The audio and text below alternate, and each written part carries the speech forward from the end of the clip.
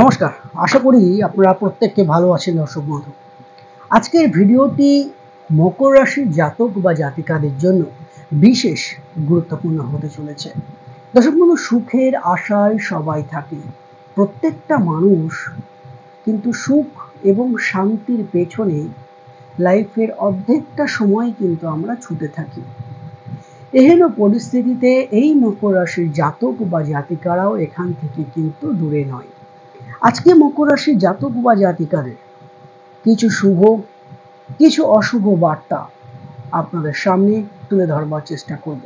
দর্শক বন্ধু, জানবেন এটা আমার কথা নয়, আপনার রাশি সাপেক্ষে গ্রহের আপডেট যেটা বলছে, আপনার রাশি সাপেক্ষে এই গ্রহগুলো আপনার রাশি সাপেক্ষে কোন কোন ভাবে এই কয়েকটি গ্রহ অবস্থান করে আপনার লাইফে এনে দিতে পারে চরম একটা সফলতা, মানে সফলতার শিখরে আপনাকে পৌঁছে দিতে পারে, নচেত অনেকটাই সমস্যায় কিন্তু ফেলতে পারে। কারণ ইতিমধ্যে মকর রাশি জাতক বা জাতিকারা শনির সাড়ে সাথী থেকে সবেমাত্র উঠলেন।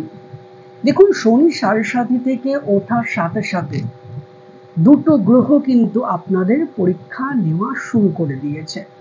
না, ভয়ের কিছু নয়। এই শনি সাড়ে সাথী থেকে ওঠার সাথে সাথে আপনি অনেক কিছুই এবার পাবেন, সফলতা পাবেন। অর্থনৈতিক দিকে মারাত্মক একটা সফলতা কিন্তু ইন্ডিকেট করছে, মানে ভালো, পজিটিভ, খুবই পজিটিভ। কিন্তু আমরা জানি এই শনি মহারাজ আপনার রাশি থেকে তৃতীয় হাউসে বা তৃতীয় ঘরে, অর্থাৎ এখন আপনার শনি মহারাজ বসে আছে ধনু রাশিতে, ক্ষমা করবেন, মীন রাশিতে। মীন রাশিতে শনি মহারাজ অবস্থান করে আছে। আবার এদিকে মীনে শনি মহারাজ অবস্থান করবার সাথে সাথে রাহু কিন্তু আপনার চলে এসছে কুম্ভ রাশিতে, অর্থাৎ আপনার রাশি বা লগ্নের সেকেন্ড হাউসে। আবার এদিকে চিন্তার ভাঁজ আপনার ফেলছে সেটা হচ্ছে সিংহ রাশিতে কেতুর অবস্থান, অর্থাৎ মকর রাশির জাতক বা জাতিকাদের দ্বিতীয় হাউসে রাহুর অবস্থান এবং অষ্টম হাউসে কেতু অবস্থান করছে। ভয় নয়, কি সমস্যা হতে পারে এবং কি লাভবান আপনি হবেন, সেটাই আজকের বিচার্য বিষয়।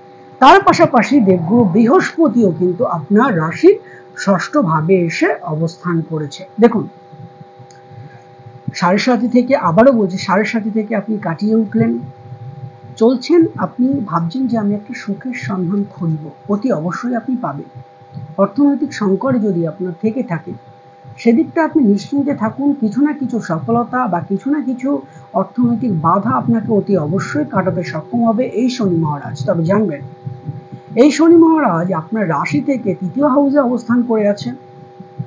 মোস্ট পাওয়ারফুল একটা বিষয়ে আপনার জন্মকুণ্ডলিতে শনি মহারাজের অবস্থানটা কোথায়, তার মধ্যে একটা কথা বলবো দর্শক বন্ধু, প্রত্যেককে, যারা যারা মকর রাশি জাতক বা জাতিকা রয়েছেন, যারা যারা প্রত্যেককে ভিডিও দেখছেন, তাদের উদ্দেশ্যে একটি কথা বলবো, আপনাদের লগ্নটা কি আছে আমাকে কমেন্ট করে পাঠাবেন।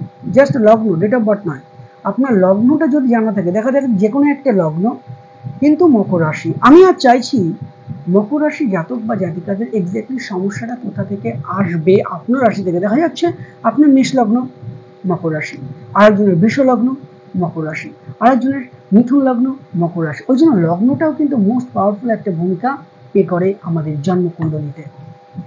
তবে দ্বিতীয়ভাবে যখন রাহু এই মুহূর্তে কিন্তু আছে, যখন গিয়ে অবস্থান করলো, দেখুন আপনি অর্থনৈতিক দিক থেকে প্রচন্ড পরিমাণে কিন্তু সফলতা লাভ করতে পারবেন যদি আপনার জন্মকুণ্ডলিতে, আবারও বলি, শনি মহারাজ ভালো থাকে। কারণ আর্নিং এর জায়গায় কে দেবে? শনি মহারাজ। এবার আপনার লগ্ন সাপেক্ষে শনি মহারাজ যদি অশুভ থাকে, তাহলে সেখানে অনেকটাই কিন্তু সমস্যার একটা জায়গা চলে আসবে। আমি ওদিকে যাচ্ছি না। দ্বিতীয় হাউসে এই সময়ে দাঁড়িয়ে মকর রাশির জাতক বা জাতিকাদের প্রায় 1.5 বছর আপনার কুম্ভ রাশিতে শনি মহারাজ অবস্থান করছে।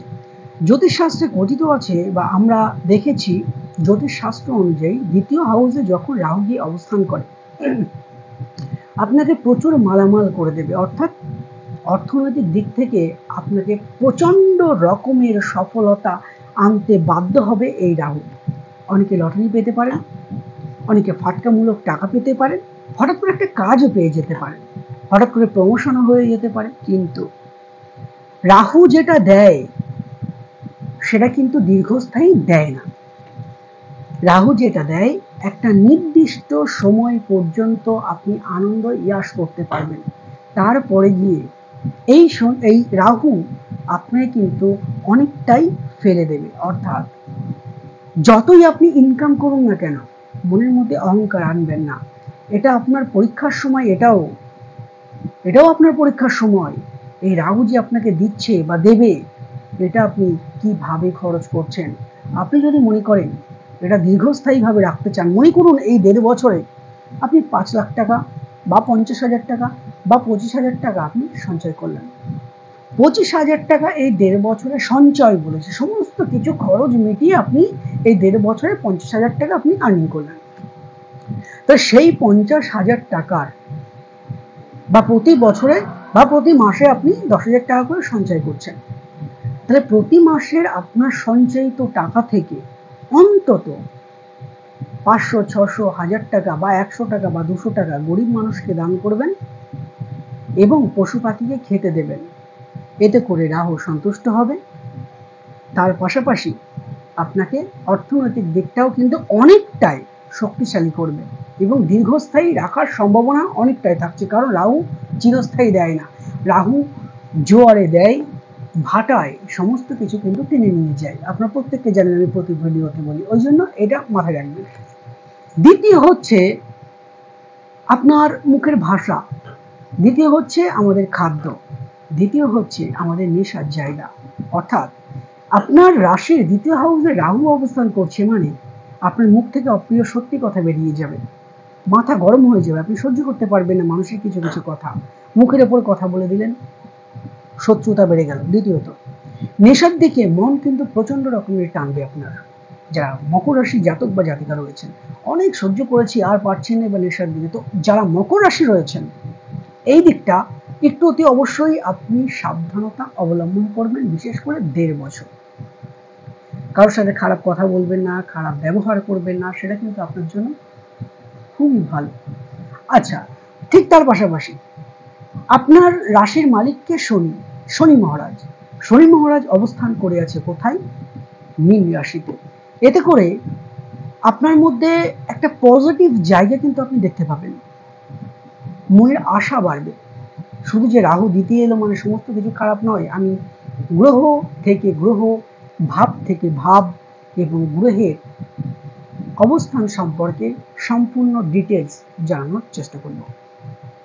তো শনি মহারাজ এখন বসে আছে আপনার মীন রাশিতে। তাহলে আপনার মধ্যে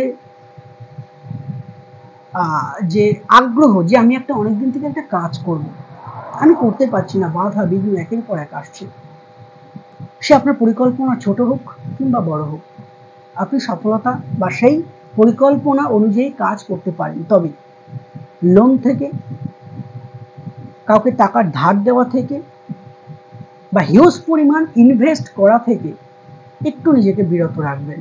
সেটা কিন্তু আপনার থেকে অতি অবশ্যই এটা লাভবান হবেন আপনি। ঠিক তার পাশাপাশি আপনার চিন্তার ভাঁজ কিছুটা কিন্তু ফেলছে এই কেতু মহারাজ আপনার লগ্নের অষ্টমস্থ বা কেতু আপনার সিংহ রাশিতে অবস্থান করছে। এতে করে গুপ্ত শত্রুতা বেড়ে যাওয়ার সম্ভাবনা থাকছে, কিছু কিছু ক্ষেত্রে আইনি ঝামেলা আসার সম্ভাবনা থাকছে, স্বাস্থ্যের জন্য, পরিবারের জন্য কিছুটা খরচের মাত্রা কিন্তু বাড়তে চলেছে। সব থেকে চিন্তার বিষয় একটা মাথায় রাখবেন, মকর রাশির জাতক বা জাতিকারা এখন থেকে 1.5 বছর অত্যন্ত সাবধানের সাথে আপনাদের চলাফেরা করতে হচ্ছে। এই কেতু যতদিন মীন রাশিতে, যতদিন সিংহ রাশিতে অবস্থান করবে, ততদিন আপনার পেছনে কিন্তু প্রচুর মানুষ লাগতেই থাকবে। আপনি ভালো কাজ করবেন, সহ্য হবে না, খারাপ কাজ করবেন ন্যাচারালি সেটা তো সহ্য হবেই না। দ্বিতীয়ত চিন্তার বিষয় যেটা আসছে, আপনি কিন্তু তন্ত্রের শিকার হতে পারেন। যখন দেখবেন কেউ মুখে বা শরীরে বা আইনে কোনো দিক থেকেই পাচ্ছে না, তখন কিন্তু মানুষ তান্ত্রিকদের দ্বারস্থ হয়। একটু ক্ষতি করে দিল, আর্নিং এর জায়গা কম হয়ে গেল, হঠাৎ করে আর্নিং বন্ধ হয়ে গেল, হঠাৎ করে কর্মের জায়গায় বিভিন্ন রকমের সমস্যা চলে এলো। এই জায়গাগুলো আপনাকে অতি অবশ্যই কিন্তু রাখতে হচ্ছে। যখন দেখবেন শারীরিকভাবে উদ্বেগ বাড়ছে, বাড়ির মধ্যে অশান্তি বাড়ছে, কারোর মধ্যে কোনো মিলের জায়গা আপনি পাচ্ছেন না, বাড়িতে সবার মাথা গরম থাকছে, শুধু শারীরিক অসুস্থতা আর মানসিক কষ্ট আপনার বাড়িতে বিরাজ করছে, অর্থনৈতিক আপনি যে খুব একটা খারাপ ইনকাম করছেন সেটা নয়। যখন দেখবেন 1000 টাকা থেকে আপনি 100 টাকাও মাসে সঞ্চয় করতে পারছেন না, যখন দেখবেন তখন ভাববেন আপনার বাড়িতে বাস্তু দোষও হতে পারে বা তৈরি হবে, আর না হলে কিন্তু এই তাবিজ কবজ করে আপনার বাড়িতে কিছুটা অনিষ্ট করবার চেষ্টা করবে। এই জায়গাটা অতি অবশ্যই সাবধানে রাখবেন। দেখুন, আরেকটা কথা আমি বলবো, আপনার জন্মকুণ্ডলিতে রবি যদি ভালো থাকে খুবই ভালো, না হলে শ্বশুর বাড়ির সাথে সম্পর্কটা একটু ভালো রাখবার চেষ্টা করবেন। এর থেকে বেশি আর কিছু আমি মিডিয়াতে বলতে চাইছি না, যারা কিনা মকর রাশি জাতক বা জাতিকা রয়েছেন এই শ্বশুর বাড়ির সম্পর্কে, যেই হন ডোন্ট ম্যাটার, এই জায়গাটা অতি অবশ্যই মাথায় রাখবার চেষ্টা করবেন। আর একটা, অহংকার বশত কারোর সাথে কথা বলতে যাবেন, সেটা কিন্তু পরবর্তীকালে কি সমস্যার সৃষ্টি হবে। দর্শক বন্ধু, এখান থেকে কিভাবে বেরাবেন, এটা আমাদের প্রত্যেকের মনে একটা কোশ্চেন জাগে যে আমার সমস্যা, আমি এখান থেকে কিভাবে বেরাবো। দেখুন,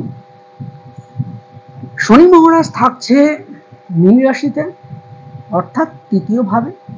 প্রতিটা ঘরে শনি মহারাজ একটা লং টাইম ধরে কিন্তু থাকে, রাহুও থাকে, বৃহস্পতিও থাকবে, কেতুও থাকবে। তো যদি আপনার জন্মকুণ্ডলিতে দেখেন যে শনি মহারাজের অবস্থান খারাপ আছে, তাহলে আমার স্ক্রিনের ওপর যে মন্ত্রটি আপনারা দেখতে পাচ্ছেন দর্শক বন্ধু, ওম ওইং রিং শ্রিং শনিশ্চরায় নমঃ, ওম ওইং রিং শ্রিং শনিশ্চরায় নমঃ, এই মন্ত্রটা প্রতিনিয়ত 21 বার, 51 বার, না হলে 108 বার করে আপনি জপ করুন।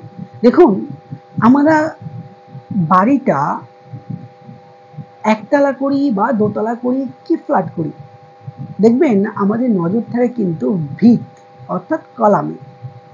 নিজের নিচের জায়গাটাকে আমাকে সবসময়ের জন্য, অর্থাৎ কলামটাকে আমাদের সবসময়ের জন্য কিন্তু স্ট্রং করতে হবে।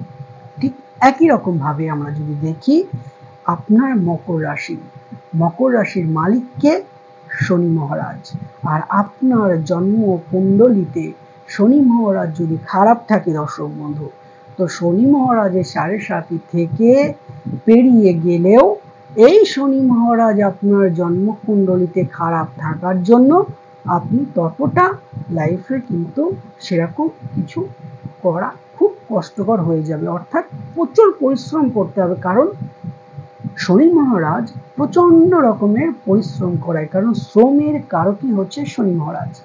আর একটা কথা বলবো, আপনার লাইফের মধ্যে কিছুটা নিয়ম নিয়ে আসুন। আপনি মাঝে মাঝে নিয়ম বহির্ভূত কাজ করছেন, খারাপ কাজ নয়। যেমন আপনার একটা জায়গায় পৌঁছানোর কথা 10টায়, আপনি গিয়ে চলে যাচ্ছেন 11টায়।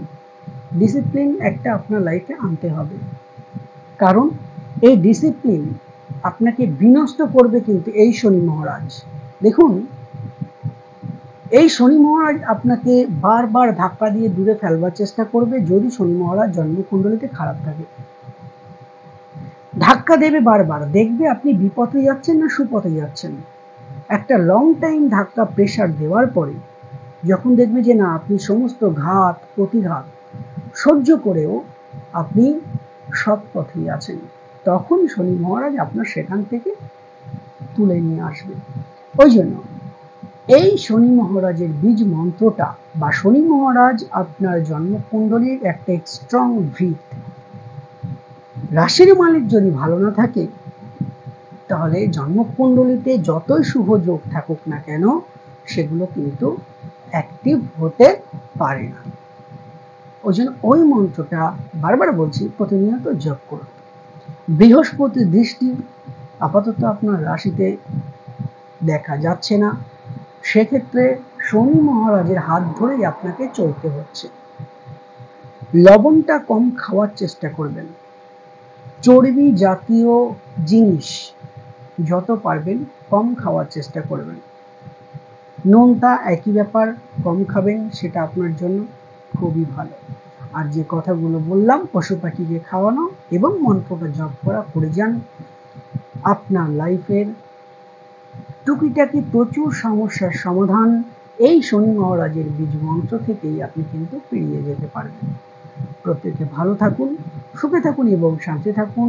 পরবর্তী ভিডিও পাওয়ার জন্য অতি অবশ্যই চ্যানেলটি সাবস্ক্রাইব এবং ভিডিওটি লাইক করতে ভুলবেন না দর্শক। নমস্কার।